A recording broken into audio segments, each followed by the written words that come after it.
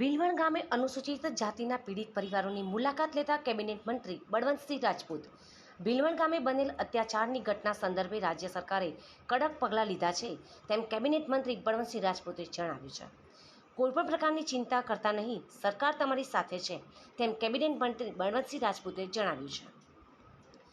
Cabinet મંત્રી બળવંતસિંહ રાજપૂતે પાટણ સરસ્વતી તાલુકાના ભીલવણ ગામમાં મકવાણા અમૃતભાઈની દીકરીના લગ્ન પ્રસંગે ડીજે વગાડવાના મામલે અત્યાચારની જે ઘટના બની હતી તેના સંદર્ભે પીડિત પરિવારોની મુલાકાત લીધી હતી, જ્યાં કેબિનેટ મંત્રી પીડિત પરિવારોને મળીને તેમની સાથે બનેલા દુઃખમાં સહભાગી બન્યા હતા અને પરિવાર સાથે સંવાદ પણ કર્યો હતો અને ભવિષ્યમાં આવી કોઈપણ ઘટના ન બને તે માટેની ખાતરી સાથે હૂંફ આપી હતી.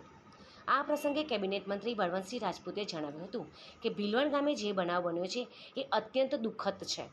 આપણી વર્ષોની પરંપરા રહી છે કે સુખ દુઃખના પ્રસંગે એકત્ર થઈ અને એકબીજાની મદદ કરવી, પરંતુ અહીં ભીલવણ ગામે પીડિત પરિવારે લગ્નના પ્રસંગે ડીજે વગાડવા મામલે જે અત્યાચારની ઘટના બની તેના અનુસંધાને રાજ્ય સરકારે કડક પગલાં લીધા છે. ગુનેગારોને છોડવામાં આવશે નહીં.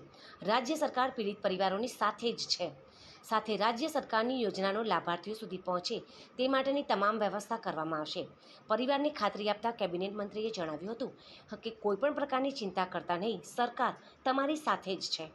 આ પ્રસંગે પાટણ નગરપાલિકાના પ્રમુખ હિરલબહેન પરમાર, પૂર્વ પાટણ જિલ્લા પંચાયત પ્રમુખ ભાનુમતીબહેન મકવાણા, સંગઠનના સદસ્ય નંદાજી ઠાકોર તેમજ જસુભાઈ બલદેવભાઈ દેસાઈ, સામાજિક અગ્રણીઓ, ગામના આગેવાનો વગેરે મોટી સંખ્યામાં ઉપસ્થિત રહ્યા હતા. આજના ભીલવણ ગામે અમારી સાથે પધારેલા તમામ પદાધિકારીઓ, અધિકારીઓ, સમાજના આગેવાનો, આજે ભીલવણ ગામે એક બનાવ બન્યો હતો. બનાવ બહુ દુઃખદ હતો. વર્ષોથી આપણી પરંપરા આવી છે કે સામાજિક દ્રષ્ટિથી કોઈ પણ ઘેર સુખ દુઃખનો પ્રસંગ હોય તો ગામના લોકો એકત્ર થઈને કામ કરતા હોય છે.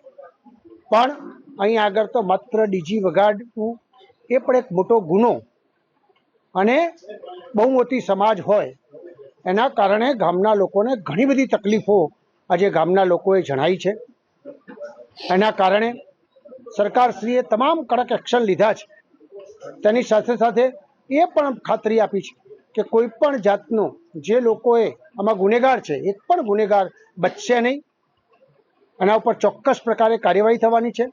તેની સાથે સાથે અનેક પ્રકારના અન્યાયો ગામતરમાં કેટલાય સમયથી ગમે તેટલા પ્લોટો માગે તો પણ અમુક સમાજના ભાઈઓને જ મળે, બાકીના કોઈ પણ સમાજના ભાઈને આજે પણ આપવામાં આવતા નથી.